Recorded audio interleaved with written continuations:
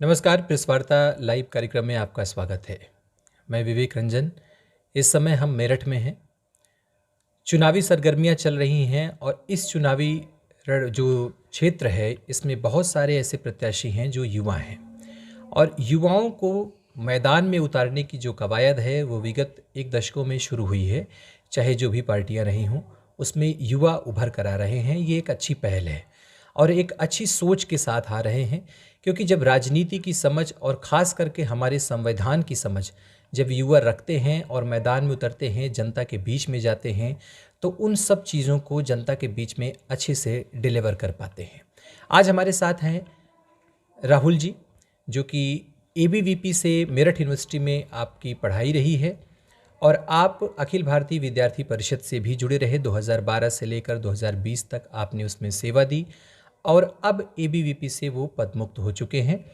उसके बाद अब अपना राजनीतिक करियर वो आगे देख रहे हैं और राजनीति में उतरने की उनकी पूरी इच्छा है और इच्छा इस उद्देश्य के साथ है कि विगत इन सालों में उन्होंने भी एबीवीपी में रहकर या राजनीति में रहकर जो भी समझ अभी तक उनके अंदर विकसित हुई है उसको कैसे ग्राउंड लेवल पर क्रियान्वयन कर सकें। तो आइए आज हम बातचीत करते हैं राहुल विकल जी से। आपका हमारे इस कार्यक्रम में बहुत बहुत स्वागत है सर। धन्यवाद सर। देखिए, युवाओं की बात हर सरकारें कर रही हैं, चाहे जो भी सरकार हो, वो युवाओं को एक चेहरे के रूप में सामने लाने की शुरुआत कर रही हैं और उनको अब छोटे मोटे चुनाव नहीं बल्कि बड़ी बड़ी जिम्मेदारियां भी उनको सौंपी जा रही हैं। अखिल भारतीय विद्यार्थी परिषद में आप रहे, इतने सालों तक आपने काम किया।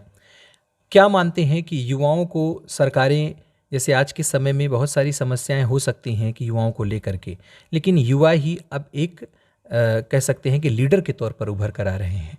युवाओं को लाने का क्या उद्देश्य है, क्या समझ रहे हैं आप? युवाओं को लाने का जो उद्देश्य है, जैसे हमने लगातार 2012 से 2020 तक विद्यार्थी परिषद में काम किया है।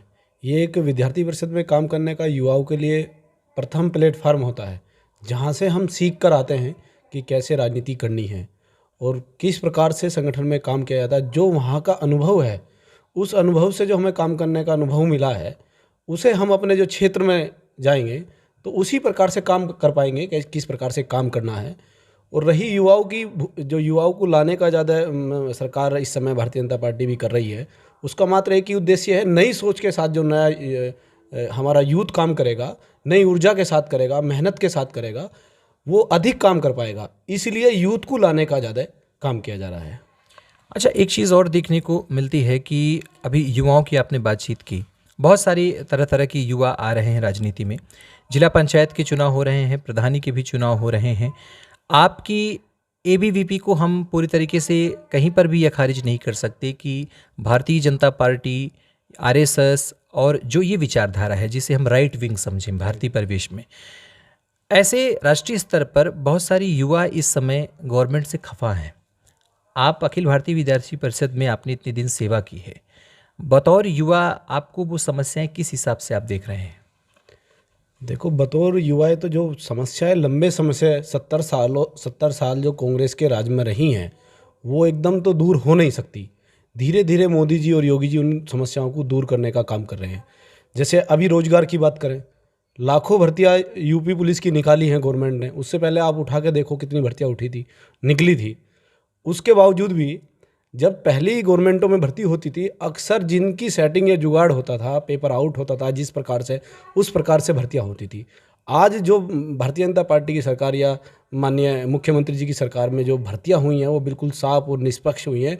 किसी भी प्रकार की धांधलेबाजी उन भर्तियों के अंदर नहीं की गई है। और बेसिक शिक्षा में लगातार 3-4 भर्तियाँ होना, 68,500, 69,000 और एक अभी इसके बाद अभी तो कंप्लीट नहीं हुई है, शायद तीसरी भर्ती भी है। तो लगातार शिक्षकों को भी इतनी नौकरियां निकली हैं। तो रोजगार की रही बात, क्योंकि रोजगार हमारे यहाँ पहले इतना नहीं था, सब अपना ग्रामीण क्षेत्र में काम करते थे। आजकल हम भी किसान परिवार के बालक हैं, किसान परिवार से ही आजकल आए हैं। अब सभी युवा गांव के वो शहर के अंदर आके अपनी पढ़ाई कर रहे हैं और सब रोजगार की तरफ जा रहे हैं। तो एकदम से इतने लोगों के रोजगार की व्यवस्था तो हो नहीं सकती। गवर्नमेंट धीरे धीरे इस व्यवस्था को आगे बढ़ा रही है। आप छात्र राजनीति से उठे हैं और छात्र राजनीति का जो हब होता है वो विश्वविद्यालय होते हैं। मेरठ यूनिवर्सिटी से आपका ताल्लुकात रहा है, हर यूनिवर्सिटियों में चुनाव होते रहे हैं। अभी कुछ दिनों से छात्र संघ चुनाव पर बैन लग रहे हैं, बड़े बड़े सेंट्रल यूनिवर्सिटी और राज्य यूनिवर्सिटियों में भी। इस पर लेकर के क्या कहेंगे आप? मेरा खुद का जो अनुभव है, जो छात्र संघ चुनाव होते थे वो स्टूडेंट के कहीं पक्ष में भी हैं और कहीं विपक्ष में भी हैं, क्योंकि मैंने बहुत नज़दीकी से 2012 से 2020 विश्वविद्यालय के चुनाव ये सब चीज़ देखे हैं और विद्यार्थी परिषद में अनेकों दायित्वों पर रहकर जो काम किया है। मेरा मानना उसमें यह है कि जैसे छात्र संघ के समय में तो हमारे स्टूडेंट छात्र संघ के एक्टिव हो जाते हैं और उसमें लेकर कई छात्रों का भविष्य भी खराब हो जाता है, जैसे मुकदमेबाजी होना, आपस में कोई गोली चलाना, इन चीज़ों को लेकर मैंने देखा बहुत सारे, जैसे आपका मेरठ कॉलेज हुआ, एनएस कॉलेज हुआ, आए दिन इनमें हज़ारों मुकदमे होते थे जब छात्र संघ के चुनाव आते हैं। तो मैंने ये बहुत करीबी से देखा, अगर किसी को छात्र राजनीति करनी है, छात्रों के मुद्दे की उठा के बात करनी है, तो वो कम से कम एकमात्र विद्यार्थी परिषद एक ऐसा संगठन है जो साल भर विद्यार्थी के लिए काम करता है। तो हमें अगर छात्रों के मुद्दे उठाने हैं, उन पर बात करनी है, उनकी समस्याओं का समाधान करना, तो विद्यार्थी परिषद में जुड़कर बिगर छात्र संघ के भी हम काम कर सकते हैं। छात्र संघ जब होता है तो केवल गुंडागर्दी, बदमाशी होती है। जो अच्छे साफ सुथरी छवि के नेता है, छात्र नेता है, वो आगे नहीं आ पाते। बहुत सारे ऐसे लीडर हैं जो इन्हीं छात्र संघों से निकल करके प्रधानमंत्री, मुख्यमंत्री और बड़े बड़े राजनीतिक और संवैधानिक पदों पर गए हैं। तो क्या हम ये समझे कि उनके समय में भी वो गुंडागर्दी और ये सब करके आगे बढ़े? देखो, अलग अलग सबका कहाँ किस प्रकार की राजनीति है। मैंने आपसे मेरठ विश्वविद्यालय और मेरठ कॉलेज की, खासकर मेरठ कॉलेज की बात की है। आपकी जानकारी में भी होगा और हो सकता है कि हर कोई इस तरीके का नहीं हो सकता जब 5 प्रत्याशी लड़ते हैं, क्योंकि मैंने खुद बहुत करीबी से देखा। जब हम चौधरी चरण सिंह विश्वविद्यालय में गए तो हमें डर लगता था शुरुआत में, कैसे किस प्रकार से हम राजनीति कर पाएंगे, क्योंकि ना हम बदमाशी कर सकते थे और ना हमारे साथ बदमाशी करने वाले लोग थे। हमने तो प्यार से राजनीति करी, धीरे धीरे संगठन का माध्यम मिला। आज जिस वजह से आज हम क्षेत्र की राजनीति में भी जाना चाह रहे हैं, वो केवल विद्यार्थी परिषद का एक ऐसा माध्यम था जो हम जा सकते हैं। अन्यथा हम जैसे शरीफ स्टूडेंट थे और बाद में भी रहे, हमारे पीछे आज तक हम 2012 से 20 तक जो हमने छात्र राजनीति की, हमारे पे एक भी मुकदमा, एक भी एफआईआर हमारे नाम पर नहीं हुई। हमने बिल्कुल साफ सुथरी राजनीति की। उसका भी केवल एक ही उद्देश्य, एक ही कारण रहा, हमने विद्यार्थी परिषद में काम किया, तो उसके कारण हमारे ऊपर कोई मुकदमा नहीं है। आज मैंने 8 साल छात्र राजनीति की है, उसके बाद अगर मैं राजनीति छोड़कर अपने घर परिवार या नौकरी करना चाहता हूँ तो मुझे किसी प्रकार की कोई चिंता नहीं है, मैं कर सकता हूँ। अगर मेरे पे मुकदमे होते, ना मैं नौकरी कर पाता, ना अपने परिवार को ठीक से देख पाता। तो इसलिए छात्र संघ चुनाव होने चाहिए, पर उसकी एक जो दायरा है वो भी बहुत ज़रूरी है।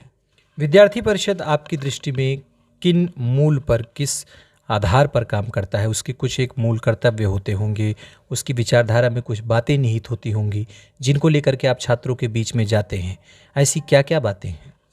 देखो, विद्यार्थी परिषद का मूल उद्देश्य तो छात्रों की समस्याओं का समाधान करना है। उन्हें किसी भी प्रकार के छात्र संघ चुनाव से कोई मतलब नहीं है। छात्र संघ चुनाव होंगे तो उसमें भाग लेंगे, नहीं होंगे तो भी वो स्टूडेंट के लिए खड़े हैं, छात्रों के बीच में जाते हैं। उनके अपने अलग अलग साल भर के कार्यक्रम तय हो जाते हैं, किस प्रकार से छात्रों के बीच में रहना है, किस प्रकार से उनकी समस्याओं का समाधान करना है। उनके बीच में जाके हॉस्टल है अपना, या जो भी अपनी जयंतियाँ मनाई जाती हैं, जैसे अपना जो है दिसंबर में 6 दिसंबर को सामाजिक समरसता दिवस मनाया जाता है। और स्टूडेंट से भी अलग हटकर विद्यार्थी परिषद समाज में भी काम करना चाहता है, सामाजिक समरसता पर विचार गोष्ठियाँ कराता है। ऐसे बहुत सारे उनके अपने खुद के व्यक्तिगत आंदोलन जो किसी राजनीतिक पार्टी से जुड़े हुए नहीं होते, केवल समाज में अच्छी प्रकार की गतिविधियां हों, उनको लेकर विद्यार्थी परिषद आगे चलता है। लोगों का ये कहना होता है कि विद्यार्थी परिषद का जो मूल उद्देश्य होता है वो होता है राष्ट्रवाद, और राष्ट्रवाद को आगे रख करके आप विद्यार्थियों के बीच में जाते हैं, विश्वविद्यालय में उतरते हैं। और विश्वविद्यालय स्वायत्त संस्थाएं रही हैं विगत 6-7 सालों में। अगर हम एक आंकड़ा उठा करके देखें तो जीएनयू जैसी विश्वविद्यालयों में भी जो एक उथल पुथल मची, वो कहीं न कहीं राष्ट्रवाद बनाम वामपंथ हो गई। आप राष्ट्रवाद को किस हिसाब से परिभाषित करेंगे?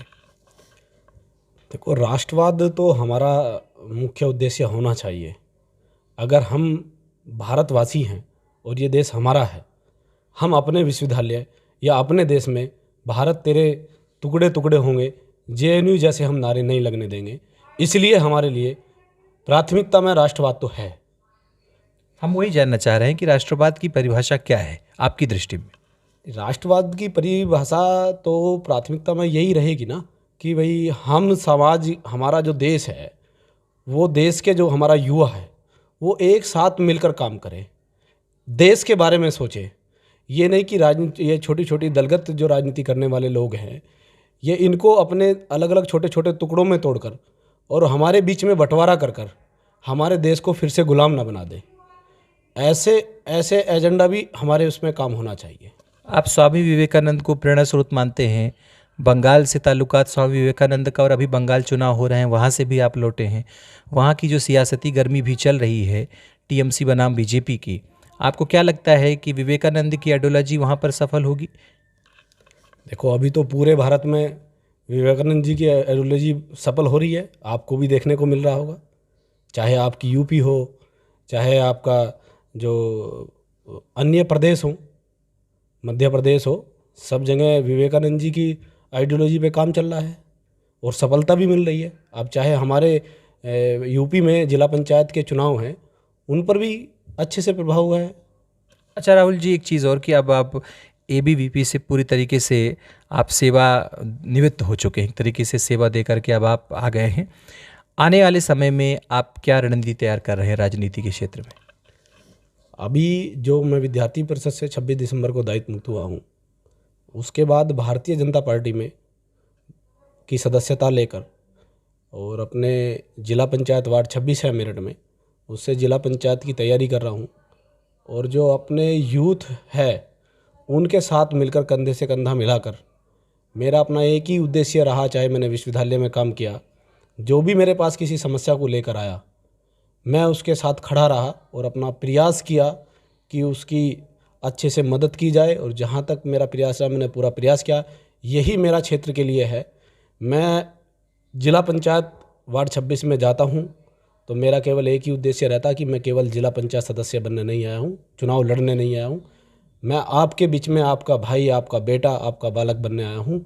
और सदैव मैं अक्सर जिला पंचायत में मैंने जो देखा, वहाँ ये होता है जिला पंचायत बनने के बाद फिर हमारे जिला पंचायत के जो सदस्य हैं, जो अब तक का मैंने अनुभव इन दिसंबर के बाद क्षेत्र में जाकर उसका अनुभव किया है, वहाँ जिला पंचायत जीतने के बाद दोबारा क्षेत्रों में नहीं जाते हैं। तो मेरा ये अपना तरफ से प्रयास रहेगा कि जिला पंचायत क्षेत्र में जो जनता के बीच में जाके काम करना है, तो उनको निराशा हाथ ना लगे, लगातार उनके बीच में रहकर जो सेवा का एक भाव है उसको पूरा करना है। जिला पंचायत जो बनते हैं, उसके अध्यक्ष बनते हैं, सदस्य बनते हैं, उनकी बड़ी जिम्मेदारियां होती हैं, बहुत सारे कर्तव्य होते हैं और बहुत सारे विकास, बहुत सारी मूलभूत चीज़ों की जो आपूर्ति है वो भी करना उनका कर्तव्य होता है। आप अगर जिला पंचायत सदस्य बनते हैं, अपने यहाँ आप जीतते हैं वार्ड नंबर 26 से, तो ऐसी क्या क्या चीज़ें यहाँ पर उपलब्ध कराएंगे, मुहैया कराएंगे जो मील का पत्थर साबित हो सके? देखो, जिला पंचायत सदस्य जीतने के बाद जिला पंचायत सदस्य की कोई निधि तो होती नहीं है।